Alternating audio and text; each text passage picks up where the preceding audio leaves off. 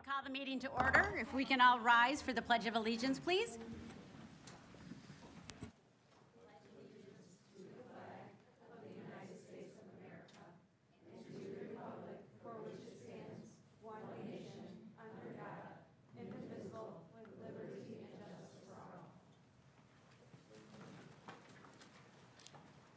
Thank you. We're going to move on to our Golden Apple Awards. Dr. Lons. Thank you very much, Madam President. I'd like to turn it over to Mr. Scaling. Thank you, Dr. Lons.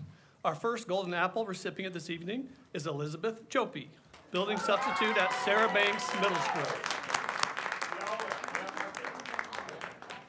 He starts sweating, stop. You're perfect, yeah. There's no great place to stand. Elizabeth, or Jopie as she is most commonly known, was nominated because she creates a positive and nurturing learning environment where all learners feel valued and empowered.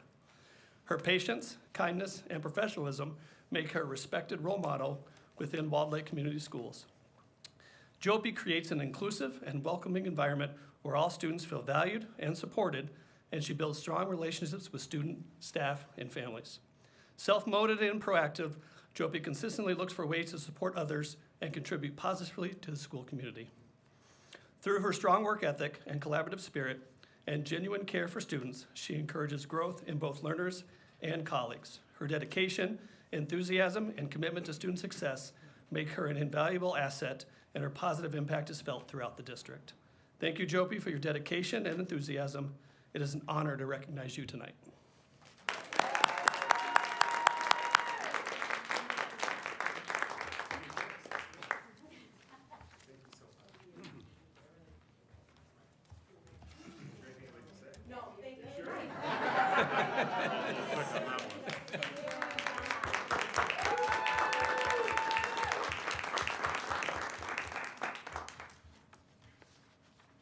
And now I'd like to turn over to Mr. Durkin. Thank you, Dr. Lons. Our next Golden Apple recipient this evening is Gail Paul, volunteer reader at Pleasant Lake Elementary School. Gail was nominated because she sets a standard for volunteerism through her patience and enthusiasm, showing that one person's dedication can make a lasting impact. Miss Mimi, as she's known to her students, has graciously volunteered her time each week for more than a decade, sharing her love of reading and making meaningful difference in the lives of countless students. Her warmth, patience, and enthusiasm create an engaging and supportive environment where children build confidence and develop genuine love of literacy. Mimi thoughtfully selects high-interest, age-appropriate books and often partners with the local library to bring in fresh titles that spark curiosity, conversation, and excitement about the learning. Through expressive read-alouds and interactive discussions, she brings stories to life and helps students connect with important themes and life lessons.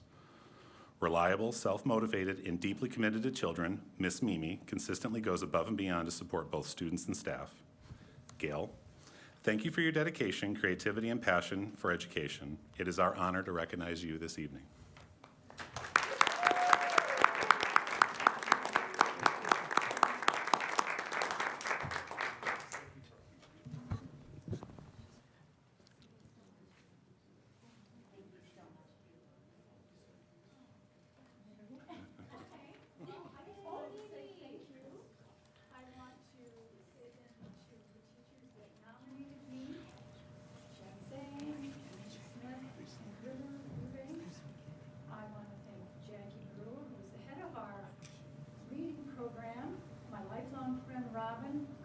Who's also a retired Walled Lake school teacher. And when I told her they wanted me to read, I said, I don't do this. I don't have a teaching degree. She said, but you're a good grandma. You can do it.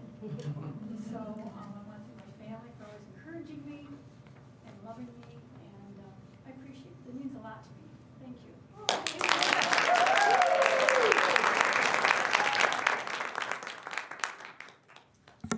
Congratulations to both of our Golden Apples. We're going to move on to public commentary. Thank you all for coming tonight and for your interest in addressing the board. This is your opportunity to address the board. The board will listen to your statements, questions, or concerns.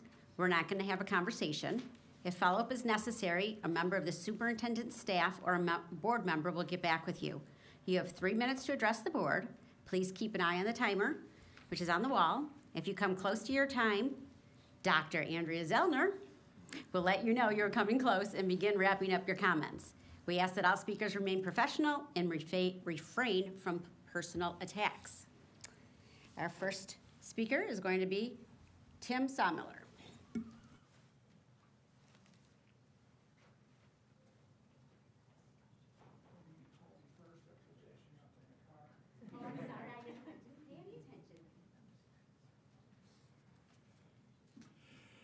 Good evening. Tim Sawmiller, Commerce Township, cisgender male using pronouns he, him, and his. Since this is Black History Month, I'd like to once again review the distorted view of our nation's racial history that persists in education and society at large. A small minority of high school students name slavery as the cause of the Civil War. It should be a majority. Reconstruction was met with a strong backlash against it. There are even more efforts to hide or outright ban Black American history, even by the current federal administration. That is essentially the banning of American history. People like Moms for Liberty continue to oppose the purchase of well-written and balanced history books, as happened here a few years ago, and to accost school teachers and school boards to confront the teaching of accurate American history. Students must be taught historical truths before they leave high school. Perhaps then at least some of them will approach life with a more informed viewpoint. History textbooks in Florida and Texas dumbed down when speaking about Black American history compared to the books in other states. Systemic racism at work. This is a time when the Montgomery bus boycott is usually studied. Students learn about Martin Luther King and Rosa Parks, but do they learn about Mary Fair Burks or Joanne Robinson or Bayard Rustin or other important and influential Black figures of the time or any time? And usually not. And why only in February? Some Moms for Liberty folks argue that teaching about slavery will harm the psyches of their children and make them feel guilty. Well, why wouldn't they identify with the abolitionists, those brave people who fought against slavery from the outset? Speaking of which, February 18th, 7 p.m. at the Commerce Library, they will be hosting a program called Midnight, Detroit and the Underground Railway. Codenamed Midnight, Detroit was a vital station on the Underground Railroad. Thousands crossed the River to Freedom in Canada from Detroit. Detroit abolitionists helped freedom seekers from the South evade slave catchers and local law enforcement on their way to Canada. Detroit's abolitionist community was fierce in their support of runaways and in the face of severe local opposition. Despite this opposition, Detroit's abolitionists persisted. Please join the Detroit Historical Society's field curator, William Wall Winkle, to learn about Detroit and how it served as a vital station on the Underground Railroad. And not just Detroit. Did you know the New Hudson Inn was part of the Underground Railroad? 20 seconds. This is all true history with its blemishes. Why would we tolerate the suppression of the truth? Thank you. Thank you. Allison, I'm going to do my best here. Legizoworski? Say it again. Say it again. Okay. I'm Allison, and I'm here tonight in support of teacher contracts. We have great teachers retiring early, young teachers leaving for other districts, less teachers choosing to have their career start in our district, and sadly some teachers must stay because they don't want to lose their tenure but are tired. We have teachers running on their prep hours and lunch hours to teach at multiple schools on bare bone salaries. Let's make things better. It's absurd that the starting pay in surrounding districts is up to $20,000 higher. I realize that the current budgeting may not leave room to give teachers an immediate $20,000 raise, but there must be a logical and reasonable middle ground. If good faith bargaining is a $500 raise, it's a joke. These teachers can make more money working at entry-level fast food than in our district. It's not funny that educated people with bachelor's and master's degrees are at such low starting salaries. And Mr. Hampka, I know you're not here tonight, but you've sat in the teacher seat. You were highly respected and loved as a teacher, and I know you were respected as a principal. You love challenges and were able to inspire students as a result. While you are strategizing on the middle ground, put teacher spectacles on. Would you remain a teacher in our district with a non-competitive package? Several people in HR working on negotiations left their teaching positions for much higher salaries found in administration. Let's work bottom up here and offer the teachers a quality contract too. Let's make our district's employment appealing by hiring in the paras and the resource room teachers who directly impact our students rather than through edu staff, and reduce the turnover. Make classroom supporters feel valued and not transactional with proper compensation. Attract teachers to come and stay in our district with competitive pay. Attract families to move here due to competitive school district rather than offering school of choice outside the district. Let's make our district equitable, every student, every day. Offer all courses and have the exact experiences available at all 3 high schools. Let's have things more fluid across the district and offer funding opportunities like FFE assistant to be offered to more programs like choir and theater. Let's look at the Walled Lake schools are lacking in activity and curriculum by looking at Novi, South Lyon, Livonia, and many districts that surround us, and bring it here so people stop moving out of the district and find ways to bring money for compensation. In addition to appeal, our students want quality education and quality teachers. They want teachers with energy, not tired teachers that are trying to balance their teaching with a fight for proper compensation. Students and parents want teachers with tenure to remain in the district and not retire early. They want experienced and motivated educators. Our hardworking teachers should not have to DoorDash for extra income. Maybe PTAs could fundraise at sports events where money could be invested back into teacher salaries. Maybe HR and community relations could campaign with the public and businesses to sponsor a teacher. I don't know, just some out-of-the-box ideas. Let's get some realistic bargaining for people showing up every day for these kids. Let them teach and focus on kids instead of having to figure out how to pay their mortgage or feed their families. Thank you for listening. Thank you. Mike Wise? Nope. He's passing?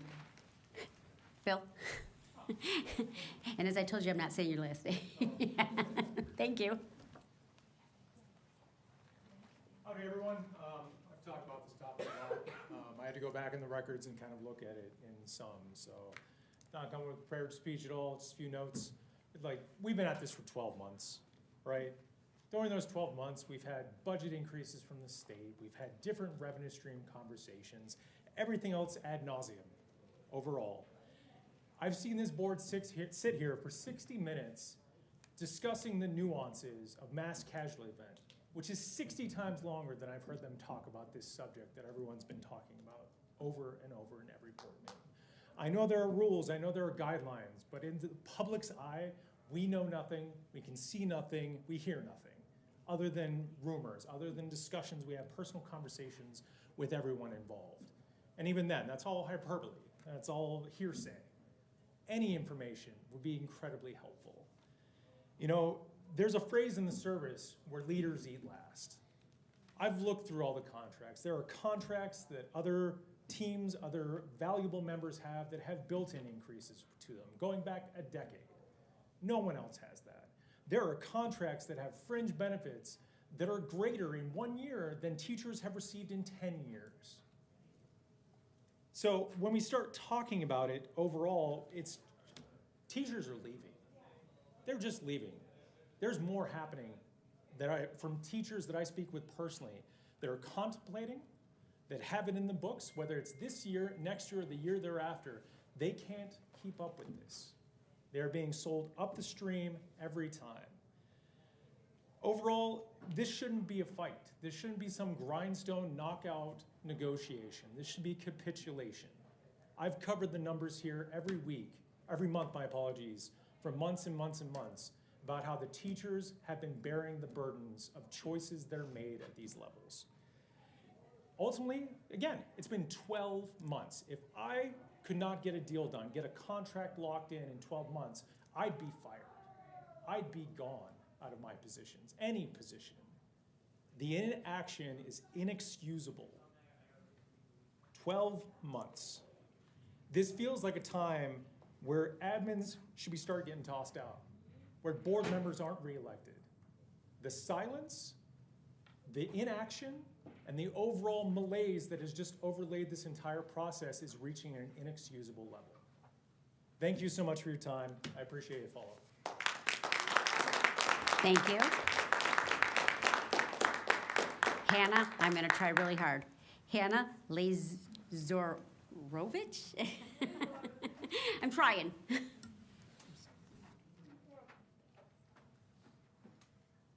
Sorry. Hi, my name is Hannah Lazorovich, and I go to Sarah Banks Middle School, and I am here to talk about teachers getting higher pay. My teachers Miss Harmsworth, Mr. Weddle, Mr. Cora, Mr. Tussey, and Miss C. My teachers teach great, and they make sure everyone understands the work. Teachers are very nice, and they make sure everyone understands their work. Some teachers even stay after school, Monday and Wednesday, to help kids with tutoring and subjects that they need help with. Some teachers also help with after-school activities like basketball, volleyball, track, and cross-country. Once a month, Nancy Bryant, leader of religious diversity, takes her day, first hour to fifth hour, to take children on a field trip to learn about different cultures. Now, I'm only a student, but I'm also a student standing up for teachers to get higher pay. Thank you. We're going to move on to administrative commentary. Dr. Lanz. Thank you very much, Madam President. Ms. Muir.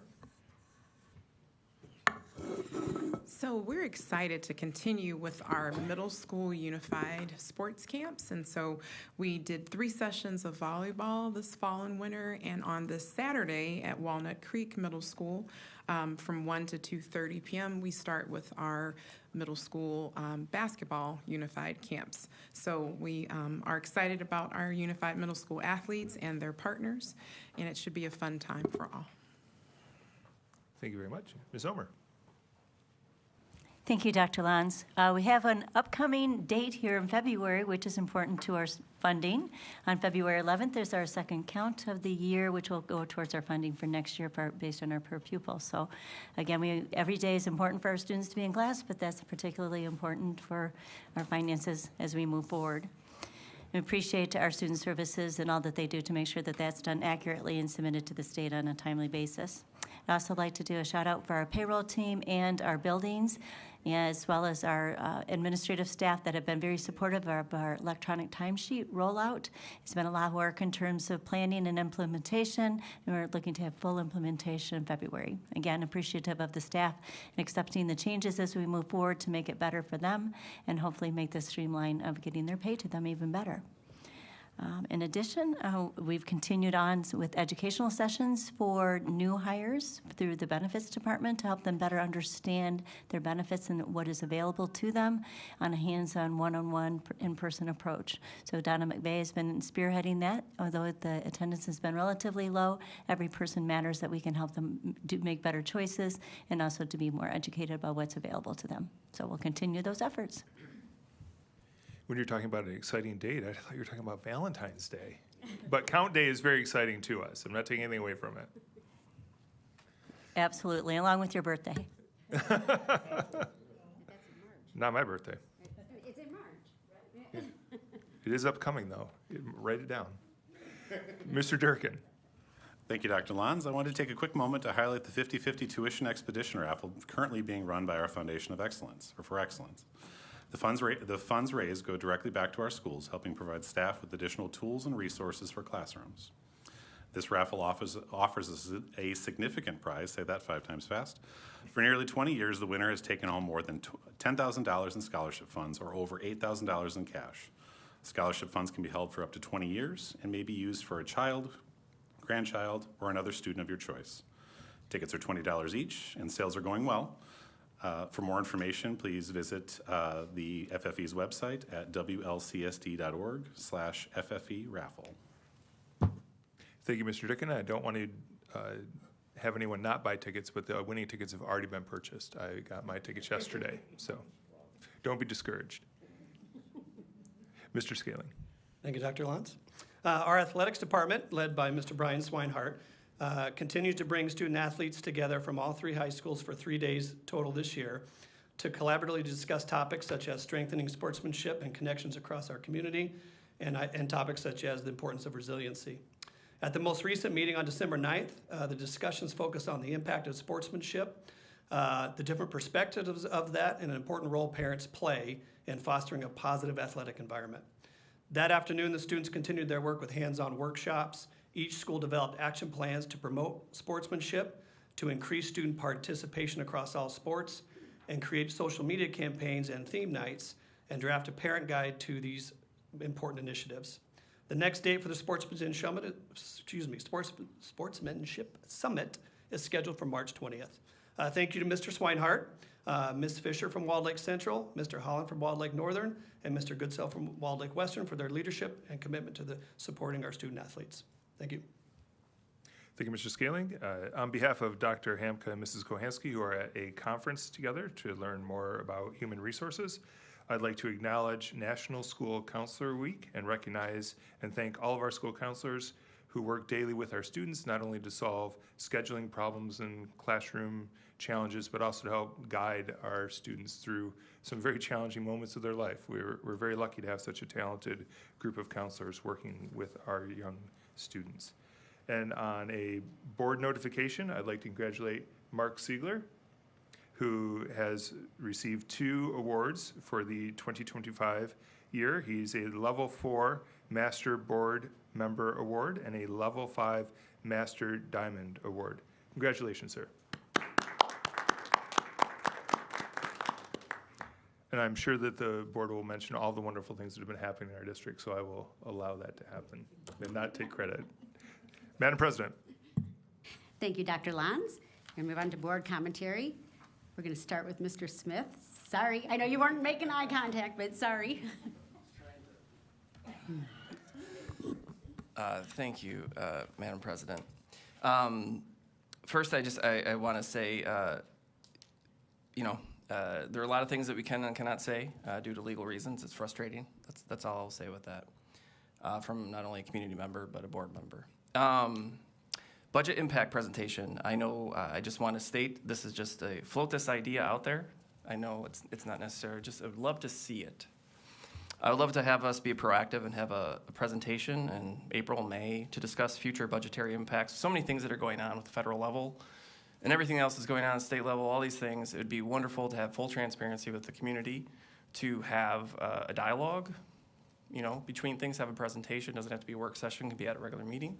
I just wanted to, it's been on my mind that I think it would be important to have these important discussions for the future, how it kind of interweaves with our strategic planning and things that are going on, and all those things that are going on in the world right now.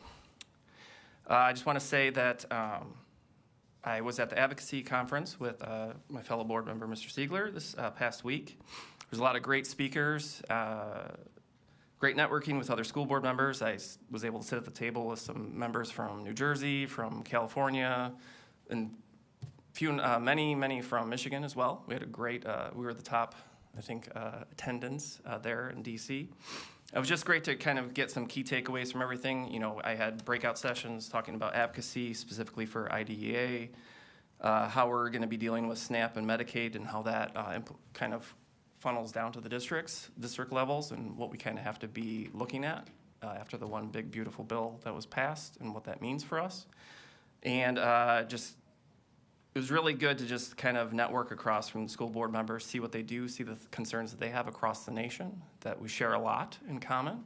And there are a lot of little nuances that each school district and school boards have to kind of do within their own state. So it was really interesting. It was great to be there to kind of just learn and just soaked it in.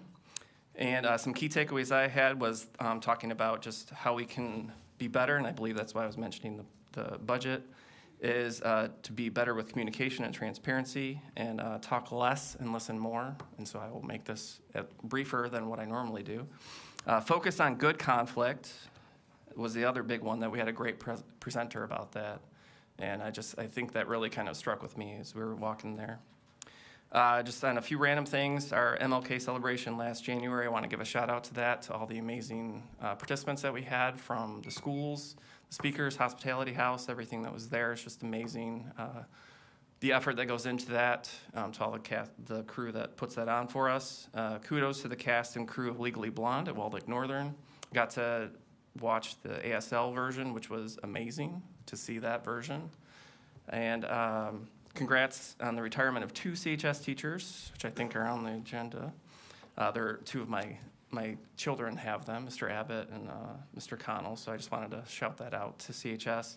And congratulations to Mason Brower for winning the yearbook cover contest at Dublin as one of my adopted schools as well. So Lastly, I just want to say February is Black History Month, as was stated. It honors the achievements and struggles of the Black community, and I hope that this continues to educate the world about the many of the overlooked contributions and the social injustices that still exist in society, and I want to acknowledge that.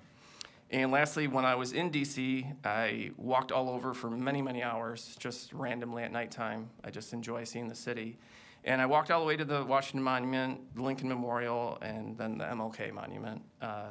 And his quote, among many others that he spoke, really struck with me, and I just want to state it. Injustice anywhere is a threat to justice everywhere. We are caught in an inescapable network of mutuality, tied in a single garment of destiny. Whatever affects one directly affects all indirectly.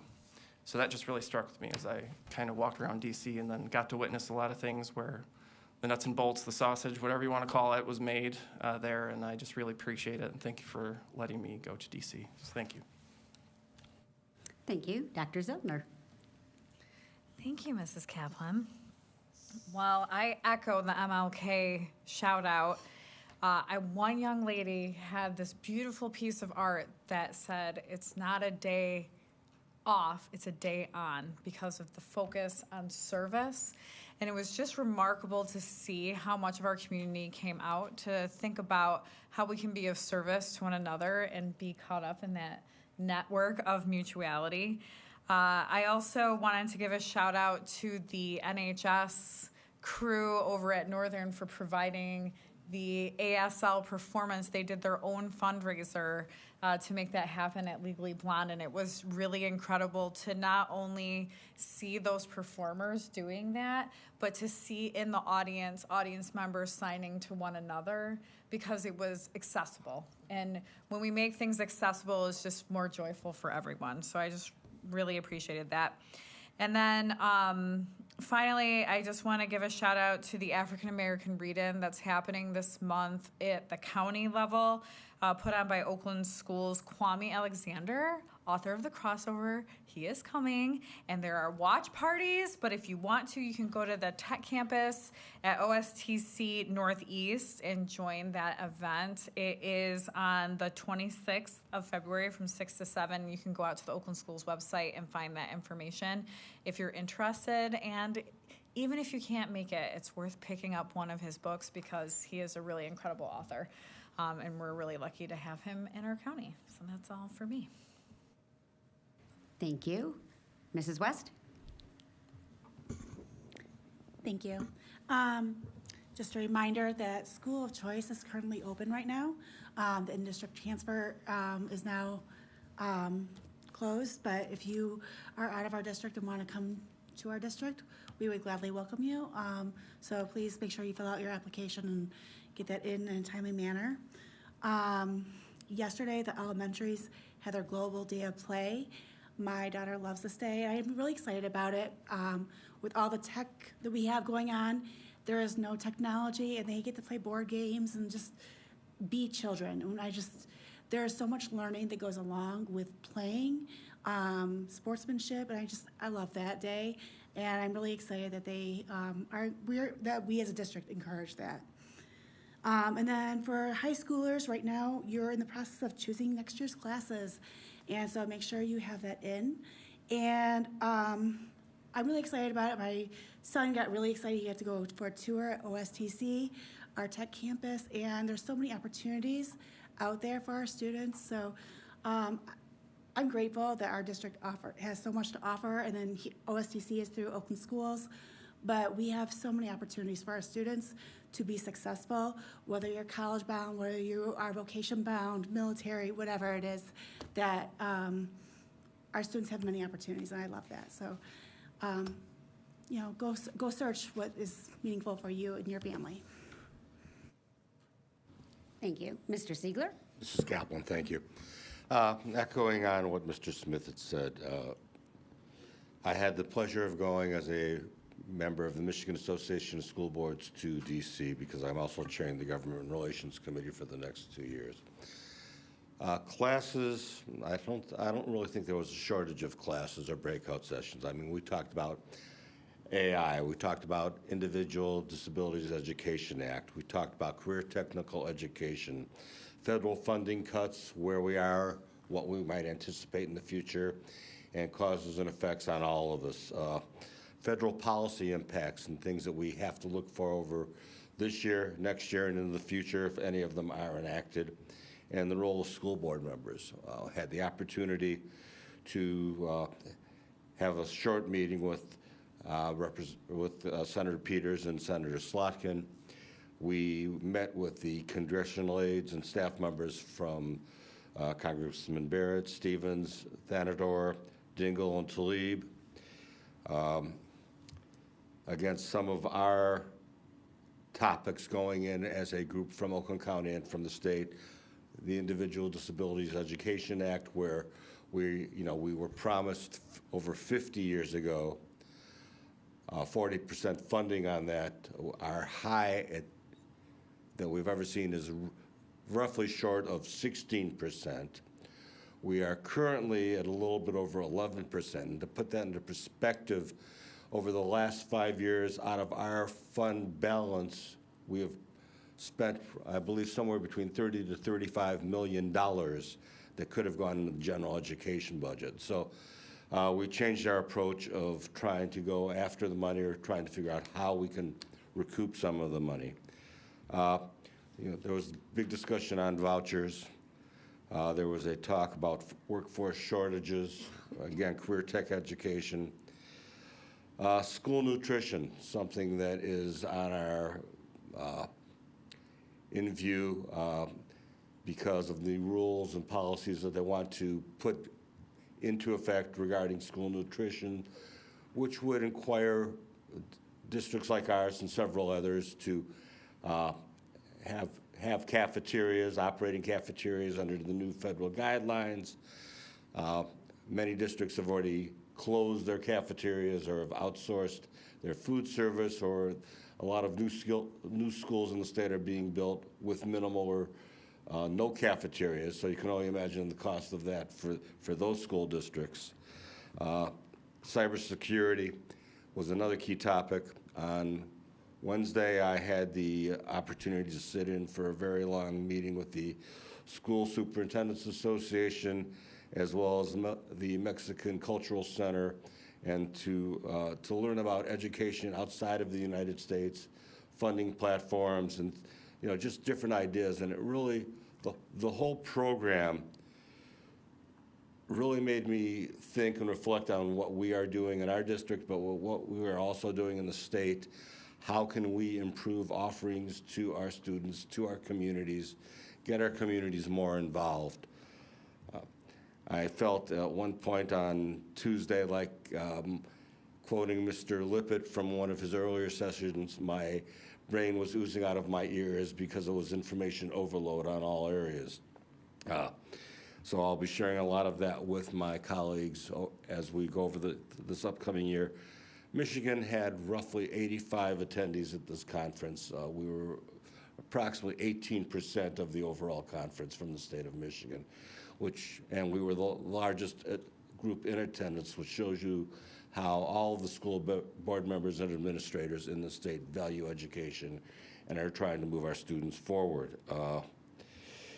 So we have a lot going on. I think, the fact that the government stayed in session in some regards will be good, but there's a lot of things that are up for discussion right now, and I'll hold my editorials for another month until we see where a lot of those go. So I just want to thank you. Thank Mr. Smith. I know every time I looked at him, he was like, what's next? What's next? I felt like he was a sponge out there just drawing everything in. So thank you very much. Thank you. Mrs. Crafton. Hi, good evening. First, I want to thank everyone who comes out to speak in public comment. It's not easy. I did it before I was on the board. You're heard, you're seen, and we appreciate you coming, especially Hannah, who speaks from her heart, and I appreciate how hard it is to be a student who gets up and speaks. So thank you. I want to congratulate the performers, cast, and pit orchestra from Legally Blonde. What a fun, uplifting show. The next musical is at Walled Lake Western. It's You're a Good Man, Charlie Brown, March 6th to the 8th. It's a lighthearted, fun reenactment of Snoopy, Peanuts cartoons, and it's a musical. You'll have a blast. It's very kid appropriate. If you're listening and you have an elementary school student, we're giving special pricing for elementary students. They can come for $8. High school students for $10, and regular tickets are $12. So buy your tickets. It should be fun, and let's get the Western kids to have a sellout show. Cinderella will be in April. Don't remember the dates, but that will be on the central stage. I also wanted to just say thank you in advance to Matt Weber and his team and all of the choir teachers for the incredible effort that they put forth to do the Name of Love tour every February.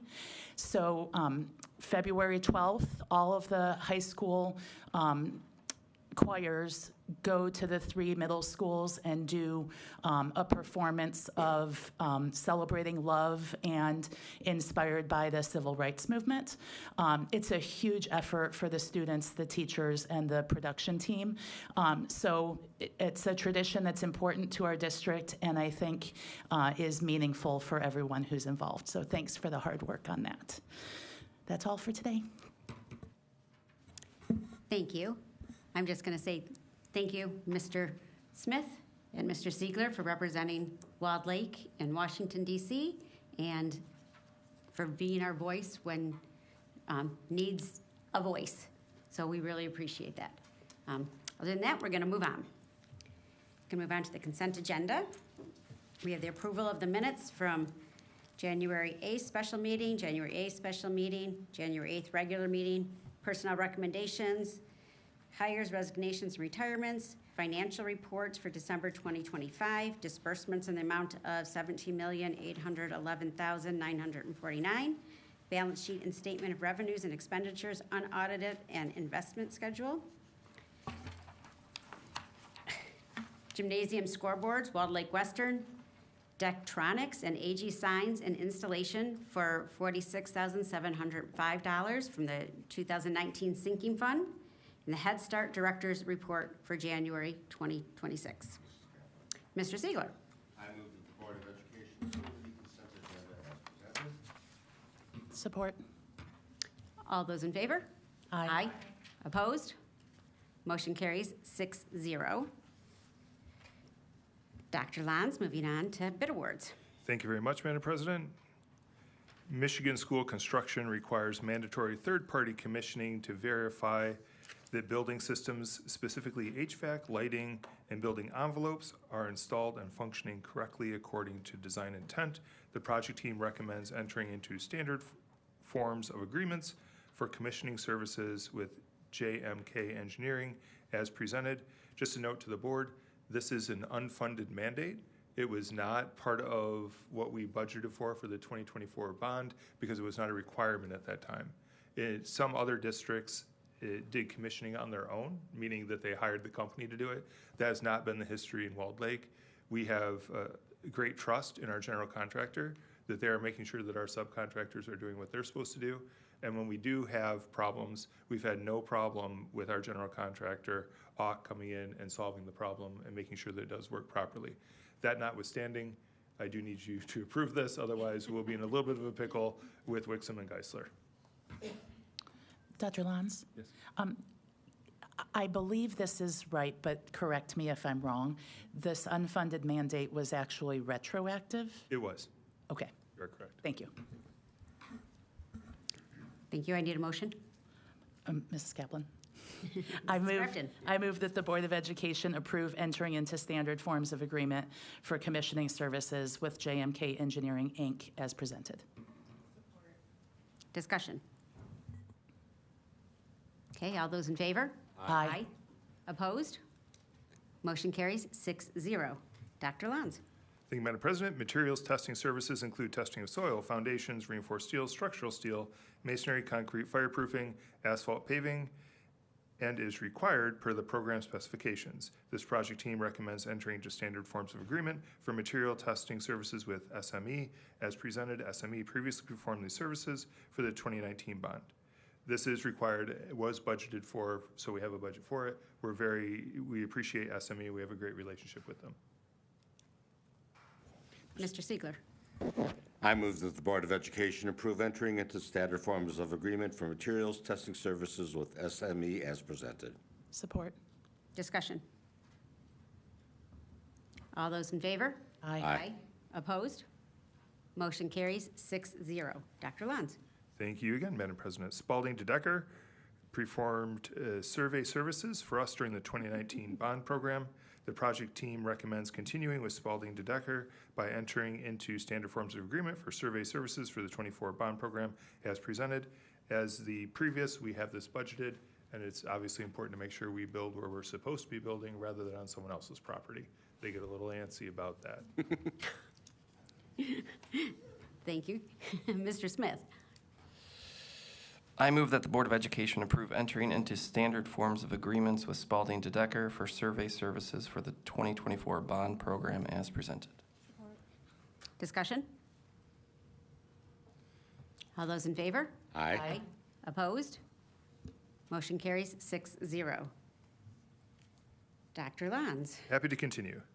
Pursuant to Section 705 of the Revised School Code, MCL 380.705, I recommend the Walled Lake Schools Board of Education request that the Oakland schools submit the question of a regional enhancement millage for 1.5 mils for a period of 6 years to the voters of the Oakland County Intermediate School District at the school election to be held on August 4th, 2026. Mrs. Grafton. I move that the Board of Education adopt the resolution for Oakland County Schools to submit the question of a regional enhancement millage as presented. Before we start discussion, I'm just going to remind everybody that what we're looking to vote on is not on enhancement millage. It's on, should we put it to the public to decide on an enhancement millage. It's just to put it on the ballot. We'll have further discussion if this passes, how we handle the enhancement millage as it comes. So I just want everyone to be clear with that. Any other discussion? Go ahead, Mrs. West. Thank you. I do have concerns about the enhancement millage. I feel like we have asked our taxpayers for a lot in the last several years. We have currently the 2024 operating millage, we have the 2022 sinking fund, and the 2024 bond. We've requested a lot from our taxpayers over the time. We would be a donor district, which I think is important for people to know, that nearly 20% of what we would pay in taxes would go to other schools, districts, and charter schools within Oakland County, which is about a little more than $2 million. My concern is too, if we say yes to putting this millage, it could possibly hurt other districts like Pontiac, which would have to donate back about $3 million. Obviously this economy is not great, and so I'm afraid that, how it would affect taxpayers and others by doing that. But if this was to pass, over $7.4 million alone would go to charter schools and academies and not school districts. And I know quite often school districts are concerned about having empty buildings, and so often they get torn down because they don't want charter schools to be going in. I'm also concerned that the election takes place in August, and generally it's about 20% of the voter turnout compared to about 75 to 80% in the general election in November. Even if voters in Walled Lake were to vote against the millage, it wouldn't matter because you have to have at least 51% across Oakland County for it to pass. So it wouldn't matter just even in our donor district. I'm just making sure people are aware. So no matter how the board votes, I want them to be aware of what would happen. We would still have an increase in taxes, which is a loss of local control. The wording would be consistent on all ballots across Oakland County, but it would not state if you are a donor district or not. And I think there's about 8 donor districts. So you would not know if you're a donor district unless you're paying attention across the board. I'm also concerned because there's not a written plan on how the money would be utilized within each district, particularly our district. Like there'd be no measurable tie. Right now, we don't have any measurable goals to tie to student outcome, and no specific allocation of those funds. And I also think that, you know, for Oakland County, we can't compare ourselves to other districts because we do have higher property taxes compared to the rest of the counties that do this in the state. And we receive more money from the state than other counties do because of those higher property taxes. So you're not really comparing apples to oranges in that regard either. So those are my concerns of whether we put it on the ballot or not. Thank you. Mr. Siegler? You know, we're asking, what we're approving at this point is the opportunity for our communities to vote in favor or against the enhancement millage. You know, if you really look at what we pay in taxes and send to the state, ever since the advent of Headley and Proposal A, we have been a donor district.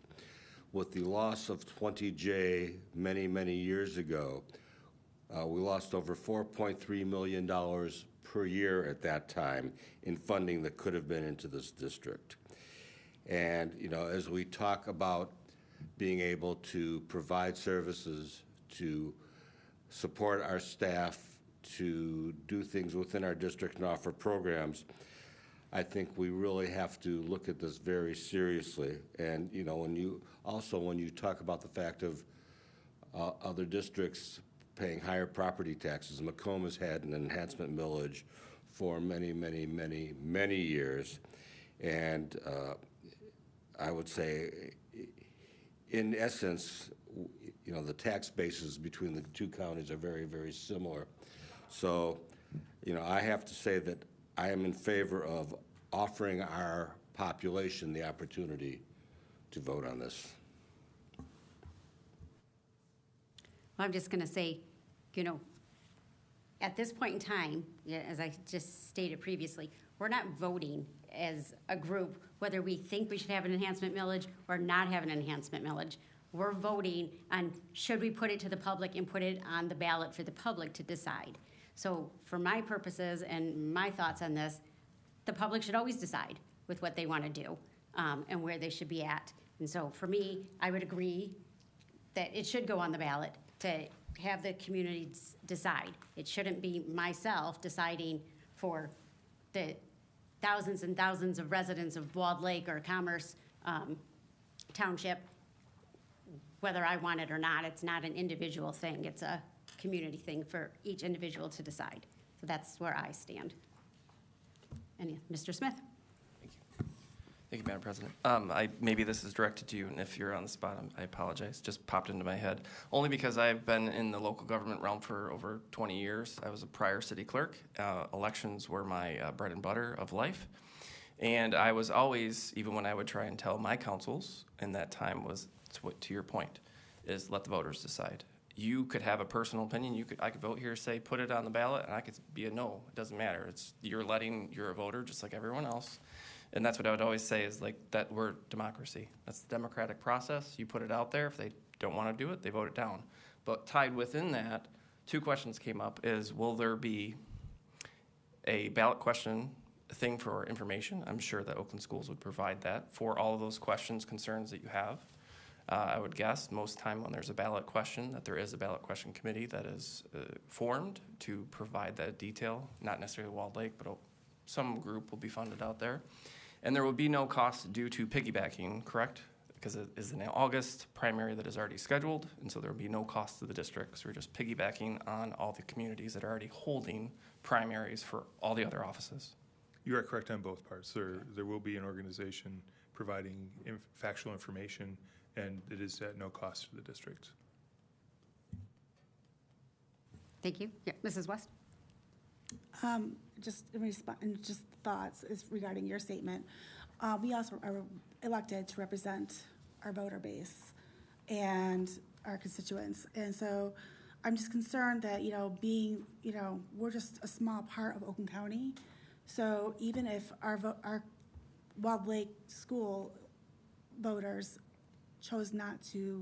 didn't want this, it's so much bigger than that.